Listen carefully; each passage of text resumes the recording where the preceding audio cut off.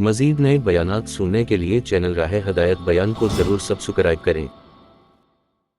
آگے کچھ کام آ گیا کہ آج گشت نہیں، ہم گشت میں نہیں گئے۔ جماعت بیٹھی ہوئی مسجد میں فضائل گشت کر کے، اور بارش ہو رہی تھی، مولیا صاحب نے خبر بھیجی کہ بھئی جماعت گشت میں کیوں نہیں جا رہے، کہ باہر بارش ہو رہی۔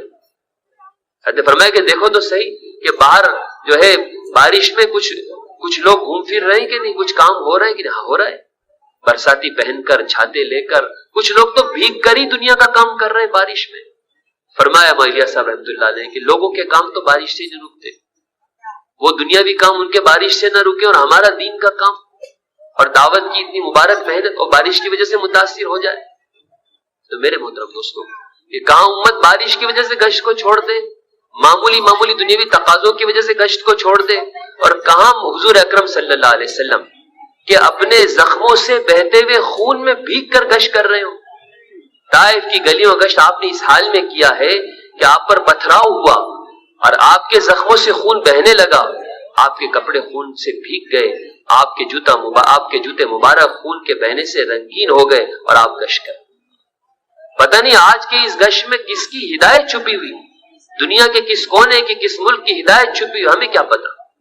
اگر حضور اکرم صلی اللہ علیہ وسلم نے طائف کے اس دن کے گشت کو چھوڑ دیا ہوتا، ظلم کے ڈر سے، ستائے جانے کے ڈر سے، تکلیف کے ڈر سے چھوڑ دیا ہوتا، تو میرے محترم دوستوں میں اور آپ نہ ہوتے، میں اور آپ اس گشت میں چھپے ہوئے تھے، میری اور آپ کی ہدایت اس گشت میں چھپی ہوئی تھی، کہ اسی طائف کے گشت اور محنت کے بعد اللہ نے اسی قبیلہ ثقیف سے محمد بن قاسم کو یہاں جو ہے وہ جماعت یہاں لے کر آئے، اور میں اور آپ اس کی برکت سے آج اسلام کے اندر ہیں۔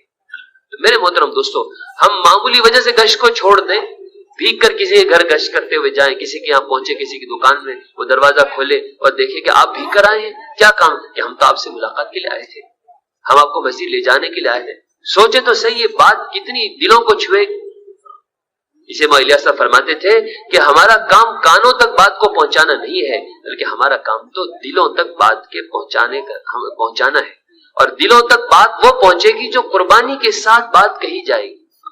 گشت قربانی کے ساتھ ہو تو پھر بات کانوں تک نہیں رہے گی، دل کے اندر اتر جاوے گی۔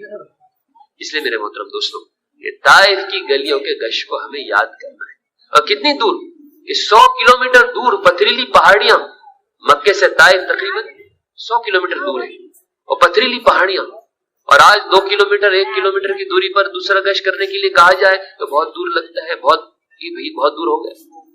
میرے محترم دوستوں، جب تک حضور صلی اللہ علیہ وسلم کی قربانیاں، آپ کا گشت، آپ کا دعوت کے کام کے لیے تھکنا یہ ہمارے سامنے نہیں ہوگا، اس وقت تک ہم کام کی حقیقت تک آ نہیں سکتے۔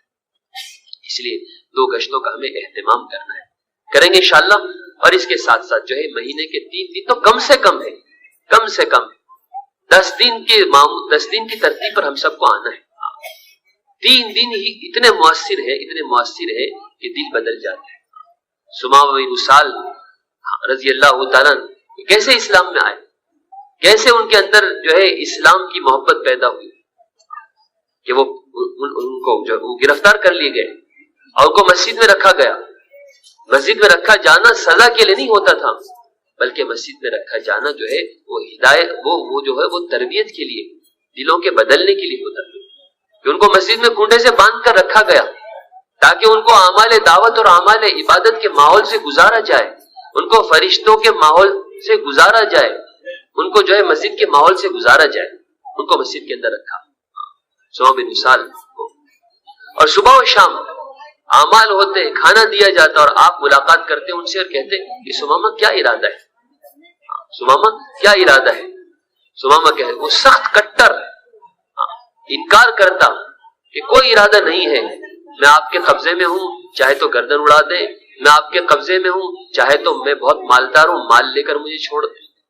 ہمارے کام کا مقصد نہ مال ہے نہ کسی کی ہلاکت ہے، ہمارے کام کا مقصد تو عالم انسانیت کی صرف اور صرف ہدایت ہے، کہ عالم انسانیت ہدایت پا جائے، بس یہ ہمارے کام کا مقصد۔ نہ مال چاہیے نہ ہلاکت مقصود ہے، بلکہ ہدایت مقصود ہے۔ اسے دعوت دیتے رہے، ملاقات کرتے رہے، 72 گھنٹے، 3 دن 72 گھنٹے، اس لیے کہا جاتا ہے کہ 72 گھنٹے لگائیں، 3 دن لگائیں، کیونکہ 72 گھنٹے کا ایک اثر ہے۔ 72 گھنٹے مسجد میں گزرے، اعمال دعوت اور اعمال عبادت کے ماحول سے 3 دن گزرے، تیسرے دن آ کر آپ نے پوچھا، 72 گھنٹے کے گزرنے کے بعد آپ نے پوچھا کیا؟ کہا وہی بات ہے، یا تو قتل کر دیں یا مال لے کر چھوڑو۔ آپ نے کہا کہ نہ قتل کرنا ہے، نہ جان لینا ہے اور نہ مال لینا ہے، ہم تو ہدایت چاہتے تھے، بس اسے چھوڑ۔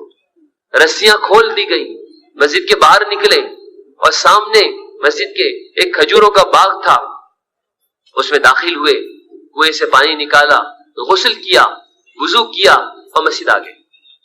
یہ کلمہ پڑھائیے۔ غسل کے فرائض کہاں سے معلوم ہے؟ وضو کا طریقہ کہاں سے معلوم ہوا؟ کہ وہ مسجد کے اندر مختلف حلقے لگتے تھے، مسجد کے اندر جو ہے اعمال دعوت اور اعمال عبادت کے حلقے یعنی اس کے ساتھ ساتھ جو ہے سیکھنے سکھانے کے حلقے لگتے تھے۔ 3 دن کے اندر اندر انہوں نے غسل بھی سیکھ لیا، وضو کا طریقہ بھی سیکھ لیا، وضو بھی سیکھ لیا۔ مزید نئے بیانات سننے کے لیے چینل راہ ہدایت بیان کو ضرور سبسکرائب کریں۔